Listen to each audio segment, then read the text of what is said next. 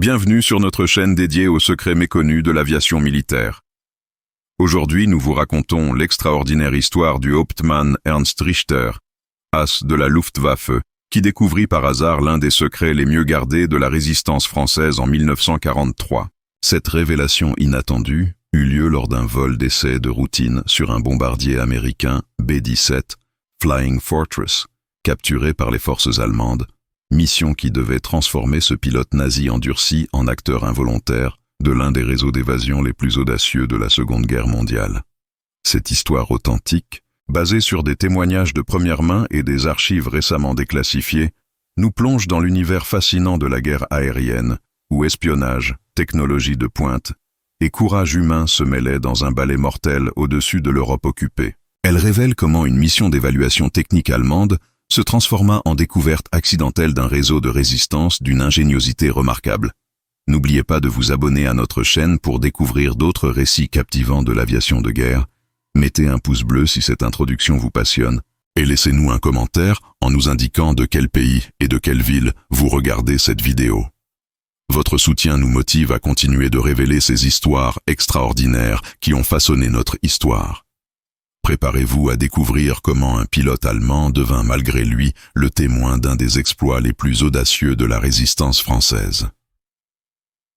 Le matin du 15 septembre 1943, sur l'aérodrome militaire de Rechlin, centre d'essai secret de la Luftwaffe situé dans le Mecklembourg, le Hauptmann Ernst Richter contemplait avec un mélange de curiosité professionnelle et d'admiration technique le Boeing B-17F Flying Fortress, capturé 3 semaines plus tôt lors d'un raid allié au-dessus de la Ruhr.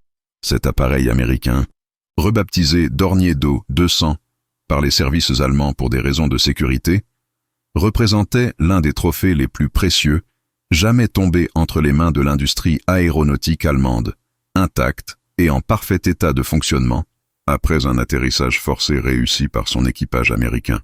Richter, pilote d'exception crédité de 127 victoires aériennes sur tous les fronts européens, avait été spécialement sélectionné par l'état-major de la Luftwaffe pour mener cette mission d'évaluation technique ultra secrète.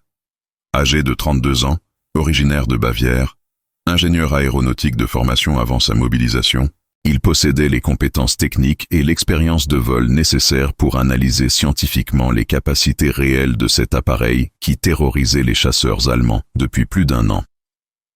Herr Hauptmann lui avait déclaré personnellement le général Oberst Milch, « Votre mission consiste à percer tous les secrets de cette machine pour que notre industrie puisse développer les contre-mesures appropriées. » Le B-17F capturé, immatriculé 42-33-74 et baptisé Memphis Belle II par son équipage américain original, était un exemplaire récent de la série F, équipé des derniers perfectionnements techniques mis au point par Boeing.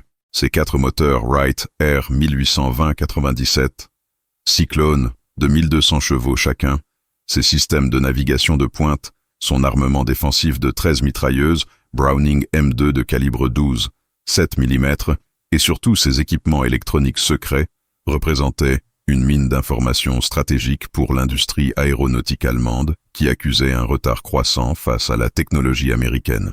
L'histoire de cette capture était elle-même extraordinaire. Le 23 août 1943, lors d'un raid massif de la 8th Air Force contre les usines de roulement à billes de Schweinfurt, le Memphis Belle II avait été sévèrement endommagé par la chasse allemande, mais avait réussi à maintenir sa formation jusqu'en territoire français. C'est au-dessus de la région de Reims que l'appareil, à court de carburant et avec 2 moteurs en panne, avait été contraint de se poser en urgence dans un champ de blé réquisitionné par l'organisation TOT comme terrain d'atterrissage auxiliaire. L'équipage américain, composé de 10 hommes sous les ordres du lieutenant-colonel James Morrison, avait été immédiatement capturé par une patrouille allemande qui effectuait des exercices dans la région. Cependant, contrairement à la procédure habituelle qui consistait à détruire immédiatement tout matériel ennemi capturé, l'officier allemand commandant la patrouille, le major Heinrich Schmidt, ancien pilote devenu officier de renseignement, avait immédiatement compris l'intérêt stratégique exceptionnel de cette prise et avait fait protéger l'appareil en attendant l'arrivée d'une équipe technique spécialisée. L'examen préliminaire du bombardier par les techniciens allemands avait révélé des innovations technologiques stupéfiantes qui dépassaient largement ce que l'industrie allemande avait imaginé possible.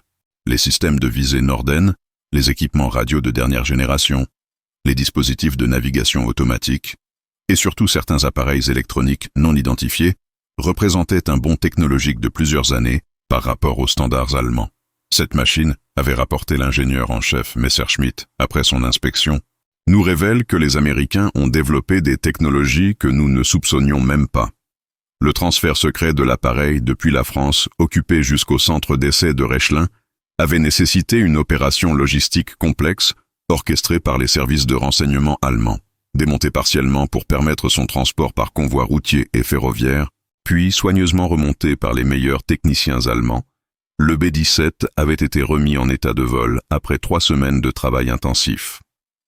Cette reconstruction avait permis aux ingénieurs allemands de comprendre en détail la conception américaine et d'identifier les secrets de fabrication qui donnaient à ces appareils leur réputation de robustesse exceptionnelle. L'objectif de la mission de Richter dépassait largement une simple évaluation de performance. Il s'agissait de tester en conditions réelles toutes les capacités de l'appareil. Performance de vol, maniabilité, résistance aux dommages de combat, efficacité des systèmes défensifs, mais aussi et surtout de comprendre les tactiques de vol en formation que les Américains utilisaient pour protéger leurs bombardiers lors des raids stratégiques. Cette analyse tactique était cruciale pour développer de nouvelles stratégies d'interception qui permettraient à la Luftwaffe de reprendre l'avantage dans la guerre aérienne au-dessus de l'Europe. Cependant, ce que ne savait pas Richter en montant à bord de ce B-17 capturé, c'est que cet appareil recélait un secret bien plus important que ses innovations techniques. Un secret caché si habilement qu'il avait échappé à toutes les inspections allemandes et qui allait bouleverser sa mission de routine, pour la transformer en découverte accidentelle d'un des réseaux d'évasion les plus audacieux de la résistance française. Ce secret, dissimulé dans les entrailles même de la machine par l'ingéniosité de résistants français, allait révéler à ce pilote nazi l'existence d'un système d'évasion d'aviateurs alliés d'une sophistication remarquable. L'ironie de la situation était saisissante. Un des meilleurs pilotes allemands s'apprêtait à découvrir involontairement le fonctionnement d'un réseau qui avait déjà sauvé des centaines de ses ennemis. Cette découverte accidentelle allait non seulement révéler l'ingéniosité de la résistance française, mais aussi confronter Richter à des choix moraux qui remettraient en question ses certitudes et sa loyauté envers le Reich, qu'il servait depuis le début de la guerre. L'inspection pré-vol du B-17 révéla immédiatement à Richter la sophistication technique exceptionnelle de cet appareil, qui surpassait largement tout ce que l'industrie allemande avait produit en matière de bombardement stratégique. Le poste de pilotage, spacieux et ergonomique, contrastait dramatiquement avec l'environnement spartiate des bombardiers allemands, comme le Heinkel He-111 ou le Junkers Ju-88 qu'il connaissait parfaitement. Chaque instrument, chaque commande révélait un niveau de raffinement technologique et de confort d'utilisation qui témoignait de la supériorité industrielle américaine dans le domaine de l'aviation lourde. Les 4 moteurs Wright Cyclone, soigneusement révisés par les mécaniciens allemands, développaient une puissance brute de près de 5000 chevaux qui permettait à cet appareil de 30 tonnes de voler à plus de 450 km/h à 8000 mètres d'altitude, performance remarquable pour un bombardier lourd de cette époque. Incroyable, murmurait Richter en examinant les paramètres moteurs. Aucun de nos bombardiers n'atteint de telles performances avec une charge utile comparable.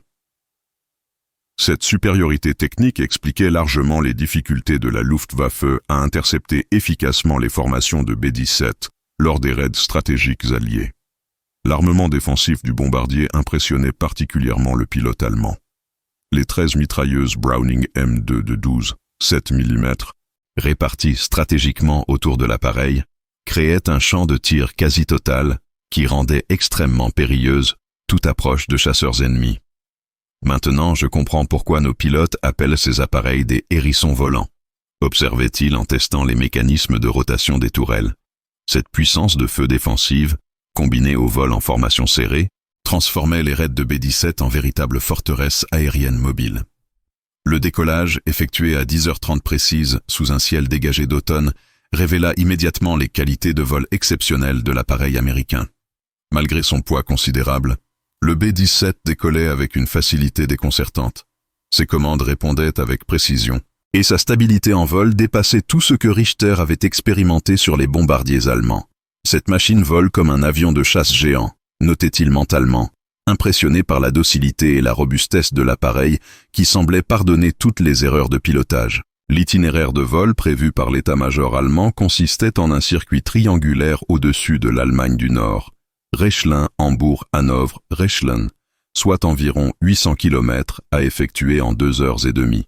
Cette route évitait soigneusement les zones de combat actives et les couloirs de transit des formations alliées, tout en permettant de tester l'appareil dans différentes conditions de vol. Basse altitude, haute altitude, vol de croisière, manœuvres évasives, simulation de largage de bombes. Richter était accompagné d'une équipe réduite de techniciens allemands, chargés de relever tous les paramètres de performance. À 11h15, alors qu'il survolait la région de Hambourg à 6000 mètres d'altitude, Richter entendit soudain un bruit métallique inhabituel provenant de la soute à bombe. Ce claquement sec, répétitif, ne correspondait à aucun des bruits normaux de l'appareil qu'il avait mémorisé lors de son briefing technique. Pensant à un problème mécanique potentiellement dangereux, il décida d'envoyer l'ingénieur de vol, l'Obergefreiter Hans Weber, inspecter la soute pour identifier l'origine de cette anomalie sonore qui pourrait compromettre la sécurité du vol. Weber, technicien expérimenté habitué aux réparations en vol, descendit dans la soute à bombe par l'échelle d'accès située derrière le poste de pilotage. Cette soute, vide de tout armement pour ce vol d'essai, résonnait étrangement sous l'effet des vibrations de vol et de la pressurisation de la cabine. C'est en cherchant l'origine du bruit métallique que le mécanicien allemand remarqua quelque chose d'inhabituel, un panneau de revêtement intérieur légèrement décollé dans la partie arrière de la soute, révélant l'existence d'une cavité qui ne figurait sur aucun plan de l'appareil. Cette découverte intrigua immédiatement Weber, qui signala l'anomalie à Richter par l'interphone de bord. « Herr Hauptmann », rapporta-t-il, « il y a ici un compartiment secret qui n'est mentionné dans aucune documentation technique. Il semble assez grand pour contenir du matériel ou des hommes. » Cette révélation stupéfia le pilote qui ordonna immédiatement l'ouverture de ce compartiment mystérieux pour en examiner le contenu et comprendre sa destination. L'ouverture du panneau dissimulé révéla un espace aménagé avec un soin extraordinaire. Rembourrage épais pour amortir les chocs et réduire le bruit, système de ventilation rudimentaire mais efficace, provision d'eau et de vivres, couverture, et même un petit dispositif d'éclairage électrique. Cet aménagement sophistiqué ne laissait aucun doute sur sa destination. Il s'agissait d'un compartiment de transport clandestin conçu pour évacuer discrètement des personnes, probablement des aviateurs alliés abattus au-dessus de l'Europe occupée. Mais la découverte la plus stupéfiante attendait Weber au fond de ce compartiment secret. Soigneusement dissimulé dans une pochette étanche fixée à la cloison, il découvrit des documents en français qui révélaient l'existence d'un réseau d'évasion d'une organisation remarquable. Ces papiers, rédigés en code mais partiellement déchiffrables, contenaient des cartes détaillées de la France occupée, des listes de contacts, des instructions pour les aviateurs évadés, et surtout des informations sur ce qui semblait être un système d'évacuation par avion de transport déguisé. « Mein Gott !» s'exclama Weber en remontant ses documents à Richter. Ces Français ont créé un système pour évacuer leurs pilotes directement par avion. Ils utilisent des appareils capturés ou détournés pour faire sortir leurs hommes d'Europe occupée. Cette révélation bouleversa complètement la mission de routine de Richter, qui réalisa soudain qu'il venait de découvrir involontairement l'un des secrets les mieux gardés de la résistance française et que ce bombardier américain avait probablement déjà servi à des missions d'évasion clandestine. La suite du vol d'essai prit alors une dimension totalement différente. Richter ne testait plus seulement un bombardier ennemi capturé, il était devenu le témoin involontaire d'un réseau de résistance d'une audace inouïe qui utilisait les propres avions de la Luftwaffe pour sauver les aviateurs alliés. Cette découverte allait transformer cette mission technique de routine en révélation sur l'ingéniosité et le courage de résistants français qui risquaient leur vie pour sauver leurs alliés. L'examen approfondi des documents découverts dans le compartiment secret révéla progressivement à Richter l'ampleur extraordinaire du réseau d'évasion français qu'il venait de découvrir par hasard. Les papiers, rédigés dans un code relativement simple basé sur des références géographiques et historiques françaises, décrivaient un système d'une sophistication remarquable baptisé « Réseau Icare » par ses concepteurs. Ce nom, référence évidente au mythe grec du vol, témoignait de l'humour et de la culture de ses organisateurs, qui avaient transformé la légende antique en réalité opérationnelle de sauvetage aérien. Le document principal, une carte de France soigneusement annotée, révélait l'existence de plus de 40 terrains d'atterrissage clandestins, répartis sur tout le territoire occupé, depuis la Bretagne jusqu'aux Alpes, en passant par la région parisienne et le sud-ouest. Chaque site était codé selon un système astronomique, constellation Cassiopée, pour la région de Rennes, étoile polaire, pour les environs de Paris, Grande Ourse, pour la Bourgogne.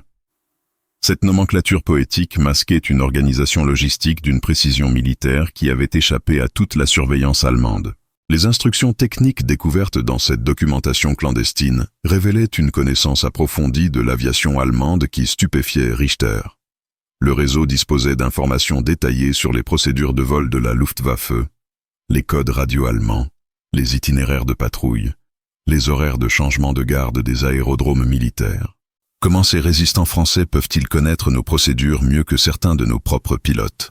S'interrogeait le Hauptmann en découvrant la précision de ces renseignements. L'ingénieur Weber, poursuivant son exploration du compartiment secret, découvrit un second cache contenant du matériel encore plus révélateur. Uniformes allemands de différentes tailles, papiers d'identité falsifiés, laissez-passer de la Luftwaffe contrefaits avec une perfection troublante. Herr Hauptmann, rapportait-il avec stupéfaction, ces Français peuvent transformer n'importe qui en officier allemand. Regardez la qualité de ces faux papiers, ils sont meilleurs que les vrais. Cette découverte révélait que le réseau disposait de complicité au plus haut niveau de l'administration allemande en France. Un carnet personnel, rédigé en français dans une écriture soignée, apportait des détails fascinants sur le fonctionnement quotidien de cette organisation clandestine. Son auteur, qui se désignait par le pseudonyme Dédale, autre référence mythologique au père d'Icare, décrivait minutieusement les opérations d'évasion, récupération d'aviateurs abattus, acheminement vers les terrains clandestins, déguisement en personnel allemand, vol de retour vers l'Angleterre ou l'Afrique du Nord. Ce témoignage direct révélait l'audace incroyable de ces opérations qui se déroulaient sous le nez des autorités d'occupation. L'une des entrées du carnet, datée du 15 juillet 1943, soit un mois avant la capture du B-17, décrivait une opération particulièrement audacieuse, opération Pégase réussie, évacuation de 8 aviateurs britanniques par Junkers Ju-52 empruntés à l'aérodrome de Villacoublay, déguisement en mission de transport médical vers Berlin, atterrissage réel à Gibraltar après détour par l'Espagne, appareil allemand officiellement porté disparu par la Luftwaffe. Cette description révélait que les résistants français n'hésitaient pas à utiliser les propres avions allemands pour leurs évasions. Richter réalisait progressivement qu'il tenait entre ses mains la preuve de l'une des opérations de résistance les plus audacieuses de la guerre. Ce réseau ne se contentait pas d'organiser des évasions terrestres classiques par les Pyrénées ou la Suisse. Il avait développé un système aérien qui permettait d'évacuer rapidement et sûrement de nombreux aviateurs vers les bases alliées. Cette innovation tactique révolutionnait complètement les méthodes de sauvetage et expliquait la mystérieuse disparition de nombreux aviateurs que la Luftwaffe croyait avoir capturés. La lecture d'un rapport d'activité mensuel révéla l'ampleur statistique de cette organisation. En 6 mois d'activité, le réseau Icare avait évacué 127 aviateurs alliés, principalement britanniques et américains, mais aussi quelques pilotes français libres et même des navigateurs soviétiques. Ces chiffres, soigneusement tenus comme une comptabilité commerciale, témoignaient du professionnalisme et de l'efficacité de cette organisation qui fonctionnait avec la régularité d'une compagnie aérienne clandestine. Le système de communication du réseau révélait une sophistication technique remarquable. Les messages radio utilisaient un code basé sur les émissions de Radio Londres, les signaux visuels employaient des références astronomiques réelles, les rendez-vous étaient fixés selon le calendrier républicain français pour dérouter les intercepteurs allemands. Cette créativité dans le camouflage témoignait de la culture et de l'intelligence des organisateurs qui transformaient leurs connaissances académiques en outils de résistance opérationnelle. Weber découvrit également un dispositif technique particulièrement ingénieux, un système de modification des numéros d'identification des avions qui permettait de transformer temporairement n'importe quel appareil allemand en appareil fantôme, introuvable dans les registres officiels. Ces fausses immatriculations, peintes avec des pochoirs amovibles, permettaient aux appareils détournés de voler en toute sécurité dans l'espace aérien contrôlé par la Luftwaffe sans risquer d'être identifiés comme volés. La découverte la plus troublante pour Richter fut un dossier personnel contenant des photographies d'aviateurs évacués. Parmi ces visages souriants d'hommes sauvés par le réseau français, il reconnut avec stupeur le lieutenant Williams, pilote de P-51, qu'il avait personnellement abattu 3 mois plus tôt au-dessus de la Normandie et qu'il croyait mort dans son crash. Cette révélation lui fit comprendre que de nombreux succès de la Luftwaffe étaient en réalité des échecs, les pilotes abattus étant secrètement évacués par ce réseau français d'une efficacité redoutable. Cette accumulation de découvertes transformait complètement la perception que Richter avait de la guerre aérienne au-dessus de l'Europe. Il réalisait soudain que derrière chaque mission de la Luftwaffe se cachait potentiellement une contre-mission française, que chaque victoire aérienne allemande pouvait être neutralisée par une évasion organisée, que l'efficacité réelle de la chasse allemande était considérablement surestimée par l'état-major qui ignorait l'existence de ces filières de sauvetage. L'approfondissement de l'analyse des documents révéla à Richter des détails encore plus stupéfiants sur l'organisation et les méthodes du réseau Icare. Un manuel d'instruction destiné aux aviateurs évacués décrivait avec une précision remarquable les procédures à suivre depuis leur capture jusqu'à leur arrivée en sécurité. Ce document, rédigé en plusieurs langues, français, anglais, américain familier, témoignait de l'expérience accumulée par les organisateurs qui avaient anticipé toutes les situations possibles et développé des protocoles adaptés à chaque nationalité d'aviateurs secourus. Les instructions pour les aviateurs américains révélaient une connaissance approfondie de la mentalité et des habitudes de ces pilotes, souvent jeunes et impulsifs. Ne tentez jamais d'improviser ou de modifier les plans établis, recommandait fermement le manuel. Les résistants français qui vous aident risquent leur vie et celle de leur famille. Obéissez aveuglément à leurs instructions, même si elles vous paraissent étranges ou inutiles. Cette fermeté pédagogique révélait les difficultés rencontrées par les organisateurs français avec certains aviateurs alliés peu disciplinés. Un chapitre entier était consacré aux règles de camouflage comportemental qui enseignaient aux aviateurs évacués comment se comporter en allemand convaincant. Marchez lentement et posément, jamais à l'américaine, précisait le texte. Ne mâchez jamais de chewing-gum, ne sifflez pas de mélodies anglo-saxonnes, évitez les gestes trop expressifs. En cas de contrôle, laissez toujours parler votre accompagnateur français qui maîtrise parfaitement l'allemand.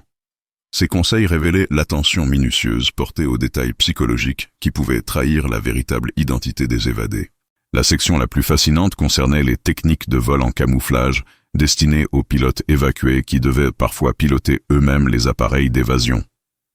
Le manuel expliquait comment voler à l'allemande, procédure radio-spécifique, code d'identification Luftwaffe, attitude de vol caractéristique, réaction au contrôle de la défense anti-aérienne.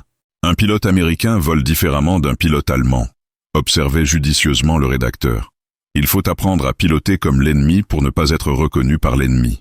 Weber découvrit dans un autre compartiment secret une collection de cartes d'état-major allemand authentiques, annotées en français, qui révélait la connaissance précise que possédait le réseau des dispositifs de défense aérienne du Reich, position des batteries de DCA, emplacement des radars, corridors de vol autorisés, zones interdites temporaires, tout était minutieusement répertorié et régulièrement mis à jour. Ces Français connaissent nos défenses mieux que nos propres services de renseignement, murmurait Richter, impressionné par cette précision stratégique. Un dossier technique révéla l'existence d'ateliers clandestins capables de modifier les avions allemands pour les adapter aux missions d'évasion. Ces modifications incluaient installation de réservoirs supplémentaires pour augmenter l'autonomie, aménagement de compartiments secrets pour transporter les évadés, modification des systèmes de navigation pour permettre les vols de nuit et même installation d'équipements radio britanniques permettant de communiquer avec les bases alliées. Cette capacité technique dépassait largement ce que l'état-major allemand avait imaginé possible pour une organisation clandestine. L'organigramme du réseau, soigneusement dissimulé dans un double fond de la documentation, révélait une structure compartimentée d'une sophistication digne des services secrets professionnels. Dirigé par un mystérieux dédale dont l'identité réelle n'était jamais mentionnée, le réseau comprenait plusieurs branches spécialisées, récupération des aviateurs abattus, fabrication de faux papiers, préparation des appareils d'évasion, renseignements sur les dispositifs allemands, liaison avec Londres et les bases alliées d'Afrique du Nord. Chaque branche fonctionnait de manière autonome avec ses propres codes, ses propres méthodes, ses propres contacts si bien qu'aucun membre du réseau ne pouvait, même sous la torture, révéler l'ensemble de l'organisation.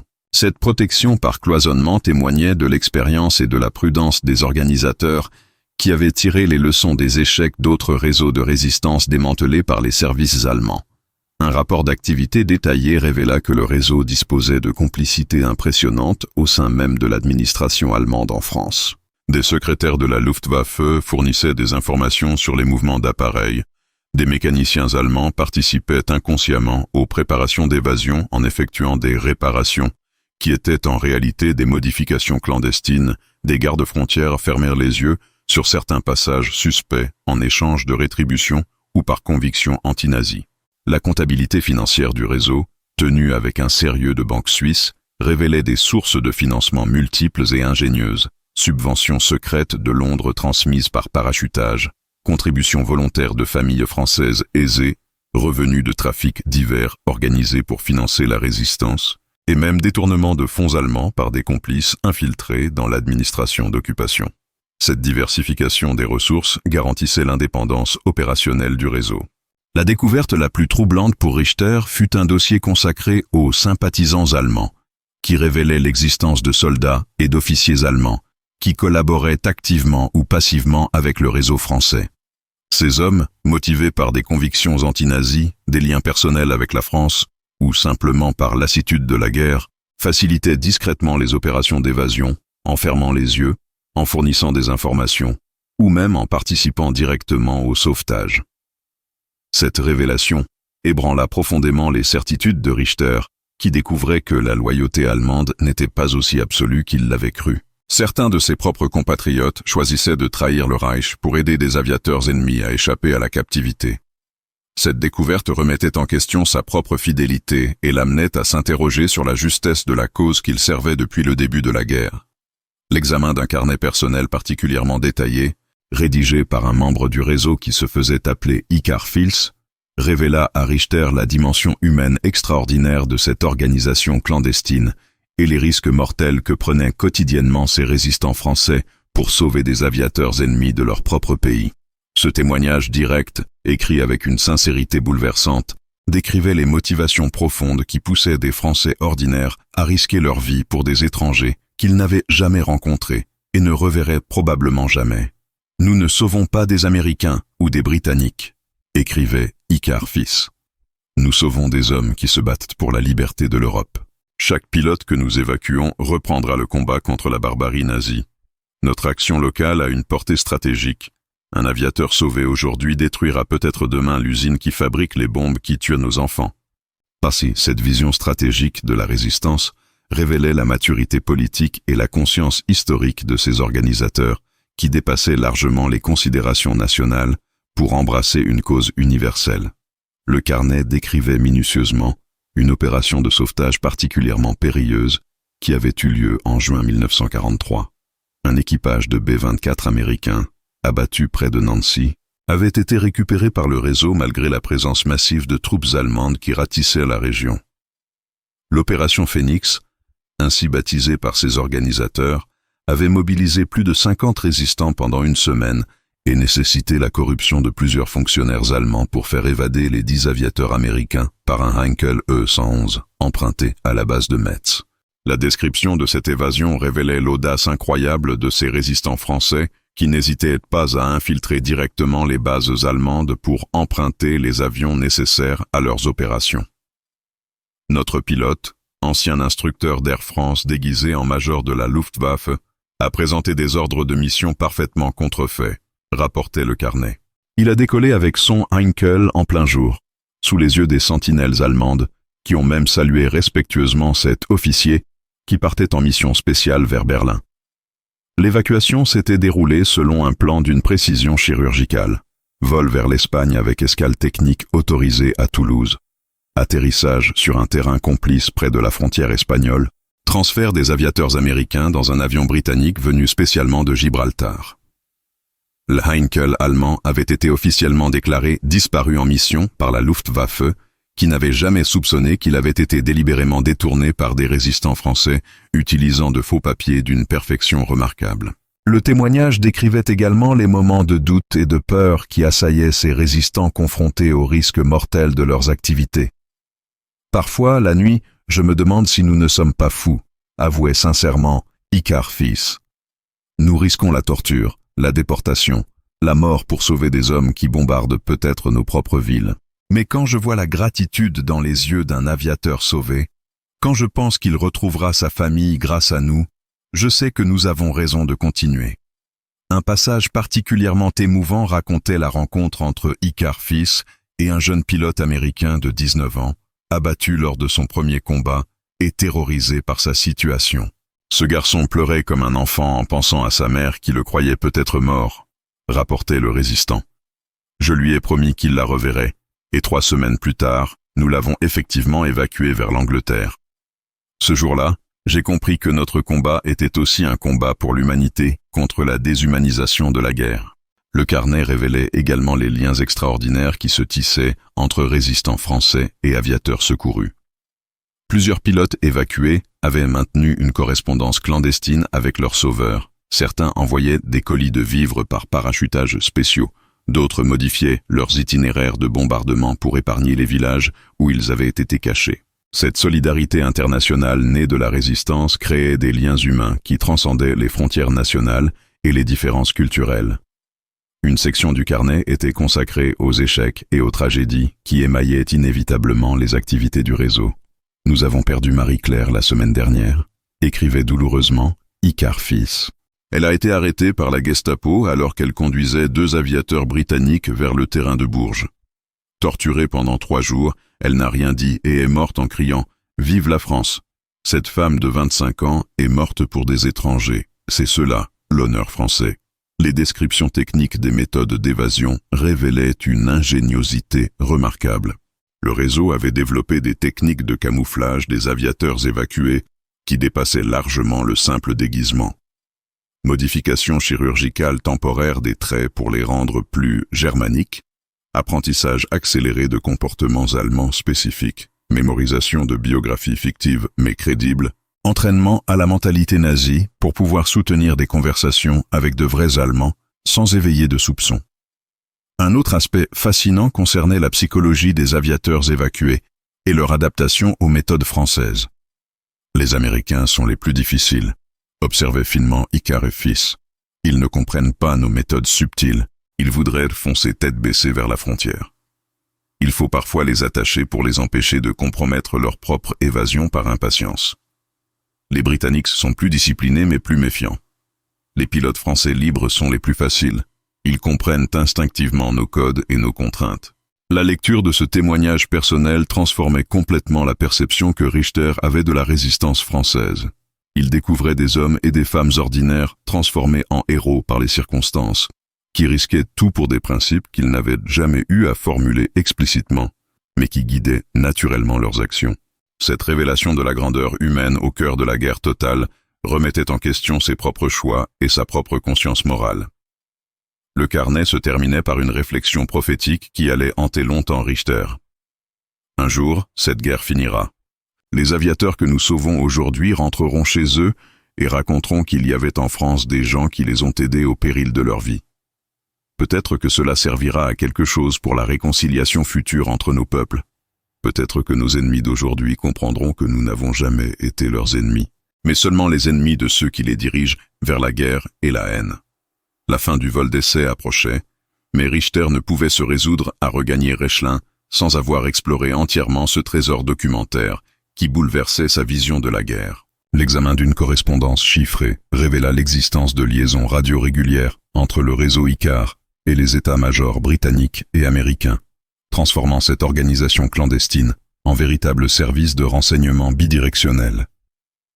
Non content de sauver des aviateurs, le réseau transmettait également des informations stratégiques sur les dispositifs allemands en France, créant un système d'espionnage d'une efficacité redoutable.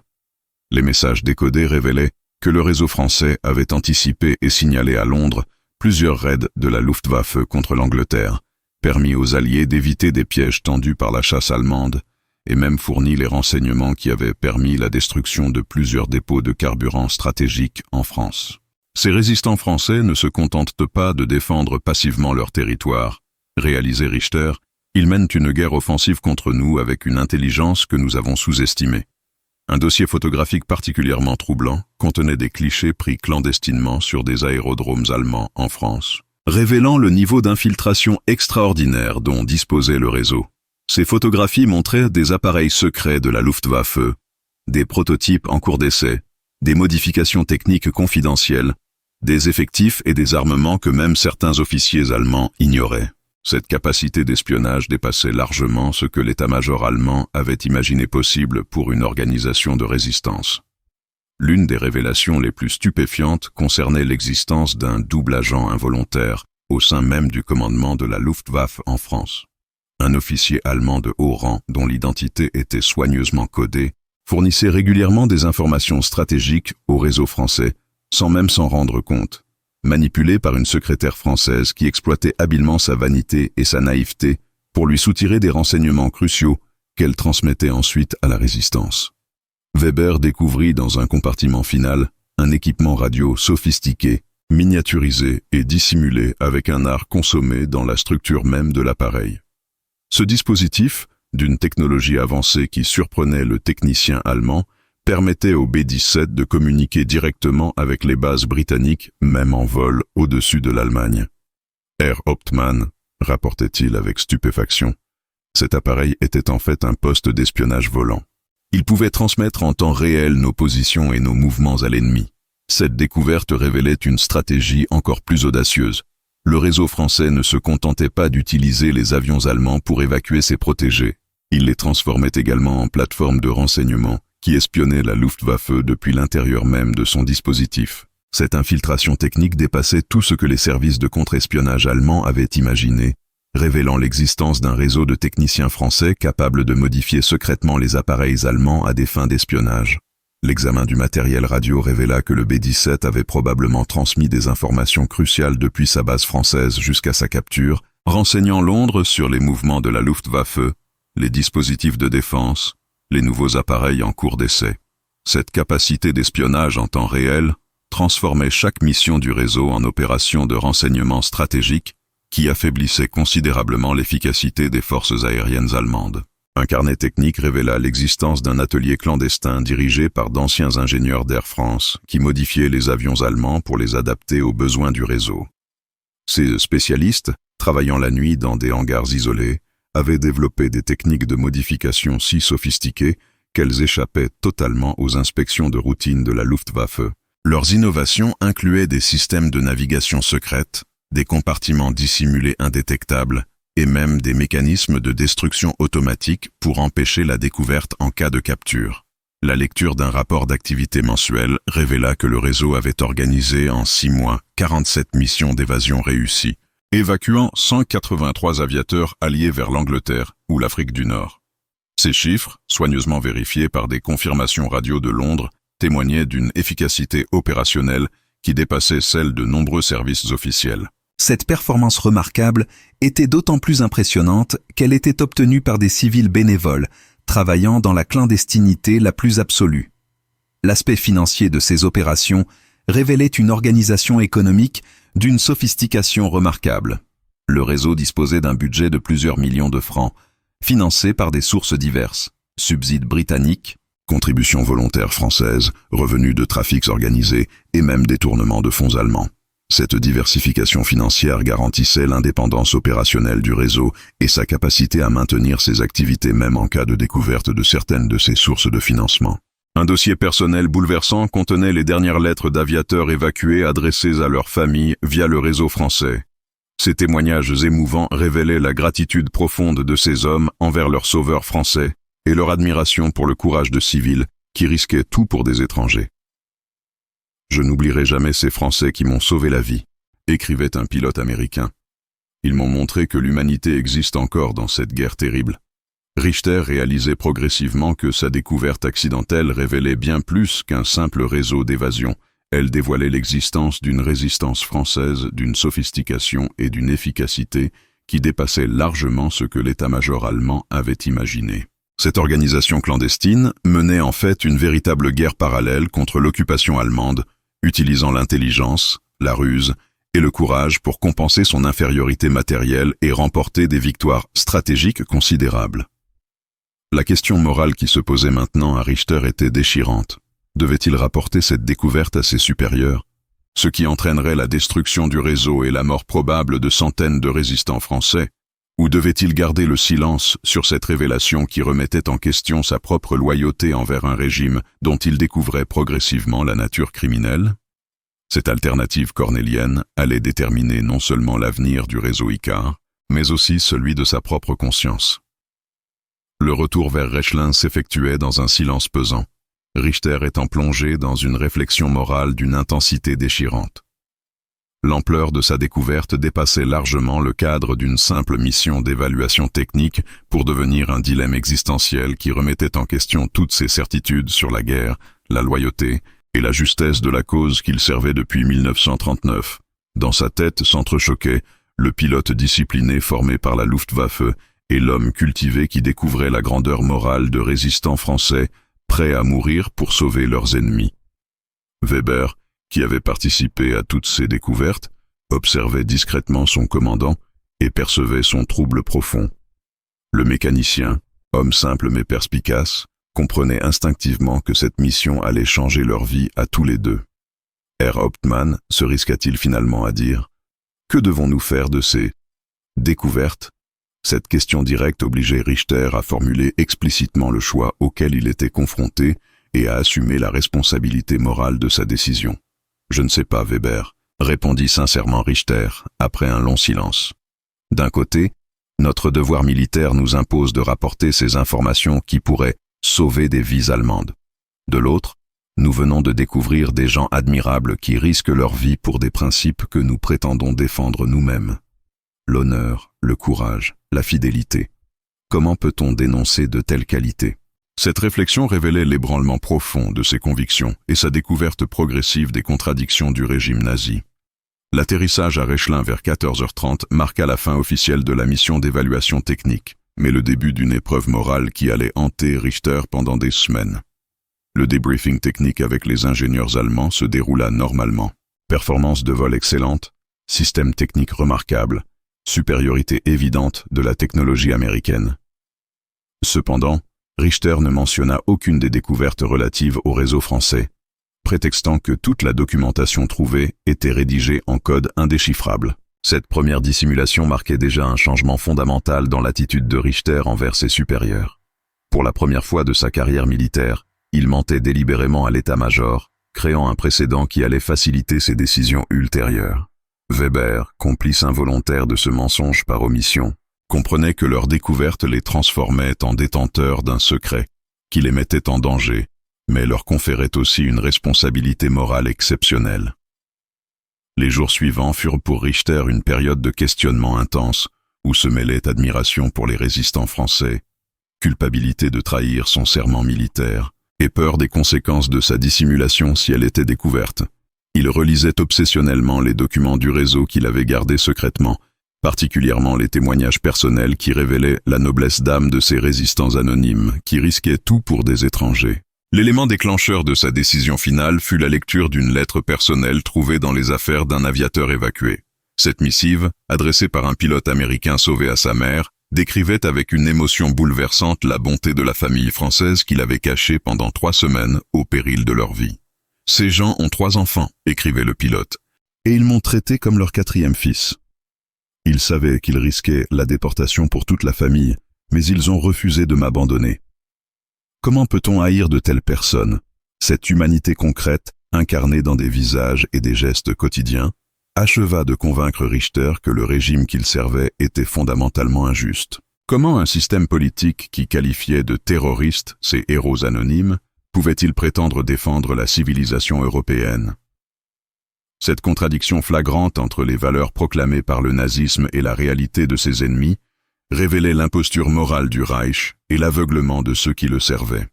La décision de Richter fut prise une nuit d'octobre 1943, après avoir relu entièrement la documentation du réseau français. Il décida non seulement de garder le secret sur sa découverte, mais aussi d'entrer en contact avec les résistants français pour les prévenir que leur système était partiellement découvert et devait être modifiée. Cette décision de trahir activement son propre camp marquait une rupture définitive avec son passé de pilote nazi discipliné. L'établissement du contact avec le réseau Icare nécessita des précautions extraordinaires et une audace qui surprenait Richter lui-même.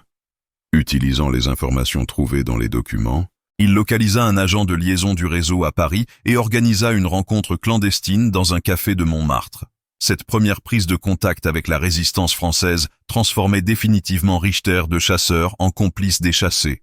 La rencontre avec Dédale, le mystérieux chef du réseau qui s'avéra être un ancien colonel de l'armée française reconverti dans la résistance, fut un choc culturel et humain intense pour Richter.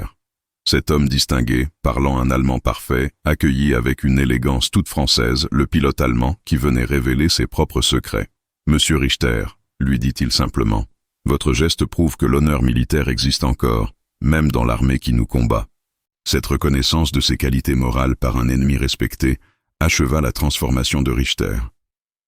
Il ne se considérait plus comme un traître à la patrie allemande, mais comme un soldat fidèle à des valeurs supérieures aux frontières nationales.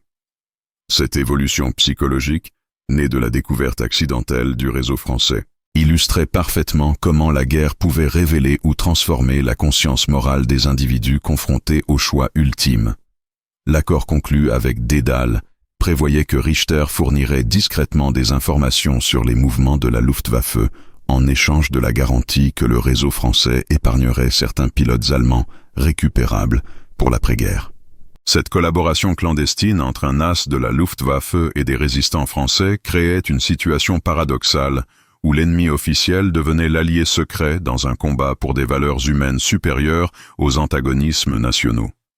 Les mois qui suivirent la découverte du réseau français transformèrent radicalement l'existence de Richter, qui menait désormais une double vie d'une complexité psychologique épuisante.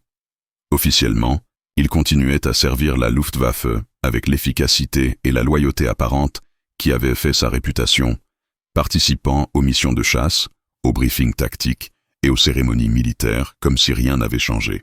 Secrètement, il était devenu l'un des agents les plus précieux du réseau Icare, fournissant des renseignements stratégiques qui sauvaient des vies françaises et alliées tout en préservant sa couverture d'as nazis irréprochable.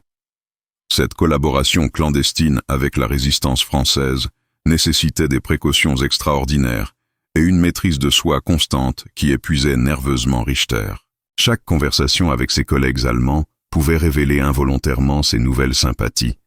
Chaque mission de combat le confrontait au paradoxe moral de devoir combattre les alliés du réseau qui l'aidaient secrètement. Weber, devenu son complice indispensable, l'aidait à maintenir cette façade en couvrant ses absences suspectes et en expliquant ses changements d'humeur par la fatigue du combat. L'efficacité de cette collaboration se révéla rapidement spectaculaire. Les informations fournies par Richter sur les mouvements de la Luftwaffe permettaient au réseau d'anticiper les contrôles allemands et d'adapter ses itinéraires d'évasion. En 6 mois, le nombre d'aviateurs alliés sauvés doubla, passant de 20 à 40 évacuations mensuelles, tandis que les pertes du réseau diminuaient drastiquement grâce au renseignement préventif du pilote allemand infiltré.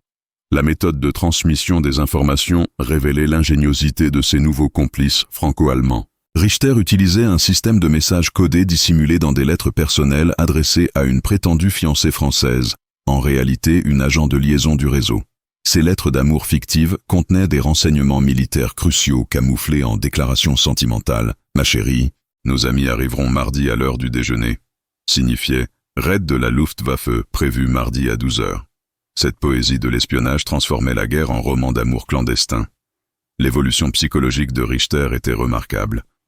L'homme qui avait découvert le réseau français par hasard était devenu un résistant convaincu qui développait ses propres initiatives d'aide aux évadés.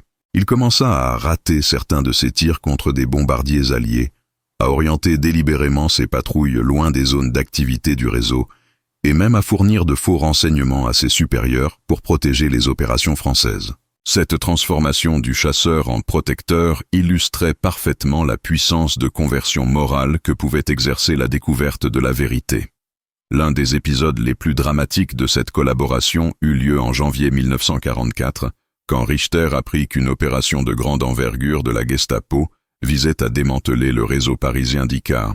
Utilisant sa position officielle, Il organisa une fausse alerte aérienne qui évacua providentiellement tous les agents menacés quelques heures avant l'arrivée des services allemands. Cette opération de sauvetage, d'une audace inouïe, sauva la vie de 37 résistants français et préserva l'intégralité du réseau. La reconnaissance de Dédale envers son agent allemand s'exprimait par une confiance croissante qui touchait profondément Richter. Le chef du réseau l'invita même à rencontrer personnellement certains aviateurs qu'il avait contribué à sauver, créant des liens humains émouvants entre l'ancien chasseur nazi et ses anciens ennemis devenus amis. Ces rencontres clandestines, organisées dans des appartements parisiens secrets, révélaient à Richter la dimension internationale de sa nouvelle mission. L'impact de l'action de Richter dépassait largement le cadre français pour influencer l'ensemble de la guerre aérienne européenne. Les renseignements qu'il fournissait permettaient aux Alliés d'adapter leurs tactiques de bombardement, d'éviter certains pièges de la chasse allemande et d'optimiser leurs chances de survie lors des raids stratégiques. Cette contribution indirecte mais décisive à l'effort de guerre allié transformait un pilote allemand isolé en facteur stratégique d'importance majeure. Cependant, cette double vie créait chez Richter un stress psychologique considérable, qui se manifestait par des insomnies, des troubles de l'humeur et une méfiance croissante envers ses collègues allemands. La peur constante d'être découvert, la culpabilité de trahir ses anciens camarades et l'épuisement moral de maintenir perpétuellement un masque de loyauté nazie minaient progressivement sa résistance nerveuse et sa capacité de jugement. L'élément déclencheur de la crise finale fut l'ordre de participer à une mission de destruction d'un village français soupçonné d'abriter des résistants. Richter savait que ce village cachait effectivement plusieurs agents d'ICAR, mais il savait aussi qu'il abritait principalement des civils innocents, des femmes et des enfants qui n'avaient aucun rapport avec la résistance. Cette mission représentait la contradiction absolue entre ses convictions nouvelles et ses obligations militaires officielles. La décision de refuser cette mission, au prétexte d'un problème technique sur son appareil, marqua le point de non-retour dans l'évolution de Richter. Ce mensonge direct à ses supérieurs pour épargner des vies françaises constituait un acte de désobéissance caractérisé qui révélait publiquement ses nouvelles loyautés. Weber, témoin de cette transformation morale, comprenait que son commandant avait définitivement choisi son camp et que leur situation devenait de plus en plus précaire. L'enquête discrète lancée par les services de sécurité allemands sur les défaillances, de plus en plus fréquentes de Richter, révélait que sa couverture commençait à s'effriter. Plusieurs officiers avaient remarqué ces changements de comportement, ces réticences nouvelles à combattre certains types d'objectifs, et surtout ces absences inexpliquées qui coïncidaient suspicieusement avec des opérations de résistance. Cette surveillance croissante transformait chaque jour en sursis pour le pilote allemand, devenu espion français. L'étau se resserrait inexorablement autour de Richter au printemps 1944, quand l'Oberst Heinrich Müller, chef du contre-espionnage de la Luftwaffe, commença à soupçonner l'existence d'une taupe au sein des forces aériennes allemandes en France. Les succès trop réguliers du réseau ICAR, l'anticipation systématique des contrôles allemands et la précision troublante des informations dont disposaient les résistants français suggéraient l'existence d'un informateur placé très haut dans la hiérarchie militaire. Cette enquête, menée avec la rigueur implacable des services nazis, se rapprochait dangereusement du pilote devenu espion malgré lui. L'ironie de la situation était cruelle. Richter, qui avait découvert le réseau français par le plus grand des hasards, était maintenant traqué par ses propres services avec la même méthode scientifique qu'il avait lui-même utilisée pour analyser le B-17 capturé. Müller appliquait les techniques d'investigation les plus modernes, recoupement des informations compromises avec les présences d'officiers allemands, analyse des communications, surveillance discrète des suspects potentiels, infiltration de faux évadés pour tester les réactions du réseau. Dédale, informé par ses propres sources de cette enquête allemande, organisa une rencontre d'urgence avec Richter dans un appartement clandestin du 16e arrondissement parisien. « Mon cher Ernst », lui dit-il avec gravité, il se tutoya désormais après des mois de collaboration. « Nos amis de Londres nous signalent que la Gestapo se rapproche de vous. Il faut envisager votre exfiltration vers l'Angleterre avant qu'il ne soit trop tard. » Cette proposition révélait l'attachement sincère que les résistants français avaient développé pour leur allié allemand. Richter accueillit cette offre avec des sentiments mélangés. D'un côté, la perspective de rejoindre le camp allié et de servir ouvertement la cause qu'il défendait secrètement depuis des mois le séduisait énormément. De l'autre, abandonner l'Allemagne et ses compatriotes, même pour une cause juste, représentait une rupture définitive avec son passé, sa culture, son identité nationale. Dédale, je ne sais pas si j'ai le courage de devenir officiellement un traître à ma patrie, avoua-t-il sincèrement. Cette hésitation révélait la complexité psychologique de sa situation. Richter avait trahi le régime nazi par conviction morale, mais il n'avait jamais renié son attachement à l'Allemagne et au peuple allemand, qu'il considérait comme victime du nazisme au même titre que les autres nations européennes. Cette nuance, difficile à comprendre pour des résistants français qui avaient identifié l'Allemagne au nazisme, témoignait de la sophistication intellectuelle et morale du pilote converti. La décision fut précipitée par un événement dramatique. L'arrestation de Weber par la Gestapo lors d'une opération de routine qui avait mal tourné. Le fidèle mécanicien, surpris en possession de documents compromettants, avait été immédiatement soupçonné de complicité avec l'espionnage français. Son interrogatoire, mené avec la brutalité habituelle des services nazis, risquait de révéler l'identité de Richter et de compromettre l'ensemble du réseau qu'ils avaient servi ensemble. Weber ne parlera pas, affirma Richter avec une certitude douloureuse, mais ils finiront par le briser. Nous avons peut-être 48 heures avant qu'il ne révèle mon nom.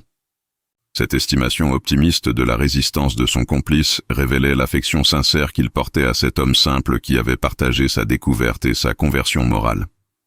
L'idée d'abandonner Weber aux mains de la Gestapo le révoltait, mais tenter de le libérer compromettrait définitivement sa couverture. L'opération d'exfiltration de Richter fut organisée en urgence par le réseau avec une efficacité qui témoignait de son expérience et de sa détermination à sauver celui qui les avait tant aidés. Le plan, d'une audace typiquement française, consistait à faire évader le pilote allemand en utilisant ses propres méthodes.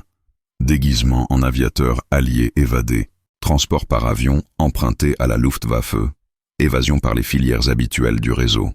Cette inversion des rôles transformait le chasseur en gibier selon ses propres techniques. Le déguisement de Richter en pilote américain évadé nécessita des modifications physiques considérables. Teinture des cheveux, changement de coiffure, modification de la posture et de la démarche, apprentissage de l'accent américain. Cette transformation, supervisée par des spécialistes du réseau habitués à camoufler des aviateurs alliés, révélait l'ironie de la situation. L'ancien as de la Luftwaffe apprenait à se comporter en ennemi de son propre pays. L'émotion des derniers jours en France fut intense pour Richter qui réalisait qu'il quittait définitivement sa patrie pour un exil probablement définitif. Les adieux avec Dédale et les principaux membres du réseau ressemblaient plus à une séparation familiale qu'à une rupture d'alliance militaire. « Vous nous avez sauvé des centaines de vies », lui dit simplement le chef français. « Nous ne l'oublierons jamais. Après la guerre, vous aurez toujours une famille en France. » L'ironie suprême de cette évasion fut que l'avion utilisé pour évacuer Richter était un Junkers Ju-52 allemand, emprunté à l'aérodrome de Le Bourget, piloté par un ancien instructeur d'Air France déguisé en major de la Luftwaffe. Le voyage vers l'Angleterre s'effectua dans l'appareil même que Richter avait contribué à libérer de ses anciens camarades, transformation symbolique du chasseur allemand en évadé français utilisant les méthodes qu'il avait lui-même perfectionnées. L'atterrissage sur la base britannique de Tangmere, dans le Sussex, marqua la fin de l'odyssée extraordinaire qui avait transformé un as de la Luftwaffe en agent de la résistance française. L'accueil réservé par les services britanniques à ce transfuge de marque révéla l'importance stratégique de sa collaboration. Débriefing approfondi sur la Luftwaffe, analyse de ses renseignements sur les défenses allemandes, et surtout reconnaissance officielle de sa contribution exceptionnelle à l'effort de guerre allié. Cette arrivée en Angleterre ne marquait pas la fin de l'engagement de Richter, mais son officialisation dans le camp allié. Le pilote allemand devenu espion français allait désormais servir ouvertement la cause qu'il avait défendue clandestinement, apportant aux Alliés une connaissance intime de l'aviation allemande qui contribuerait directement à la victoire finale. Son parcours illustrait parfaitement comment la découverte de la vérité morale pouvait transformer un ennemi en allié et un chasseur en sauveur. L'intégration de Richter dans les services de renseignement britanniques révéla l'ampleur exceptionnelle de sa contribution à la cause alliée et l'impact stratégique de sa découverte accidentelle du réseau ICAR. Les débriefings menés par les spécialistes du MI6 et de l'Air AF Intelligence confirmèrent que ces informations avaient permis de sauver plus de 300 aviateurs alliés et d'éviter des pertes considérables lors des raids stratégiques sur l'Europe occupée. Cette efficacité extraordinaire transformait rétrospectivement sa mission d'évaluation technique d'un B-17, capturé en tournant décisif de la guerre aérienne européenne. L'analyse rétrospective des opérations rendues possibles par les renseignements de Richter révélait un impact qui dépassait largement le sauvetage d'aviateurs individuels. Ces informations avaient permis aux Alliés d'adapter leurs tactiques de bombardement, d'optimiser leurs itinéraires d'attaque et de développer des contre-mesures efficaces contre les nouvelles armes allemandes. Cette contribution stratégique, née d'une découverte fortuite, illustrait parfaitement comment les hasards de guerre pouvaient influencer le cours de l'histoire de manière imprévisible mais décisive. L'expertise technique de Richter sur l'aviation allemande s'avéra précieuse pour les Alliés qui préparaient l'offensive finale contre le Reich. Ses connaissances sur les nouveaux appareils allemands, les tactiques de la Luftwaffe et les capacités défensives du territoire allemand contribuèrent directement à la planification des raids qui accélérèrent l'effondrement de l'industrie aéronautique nazie.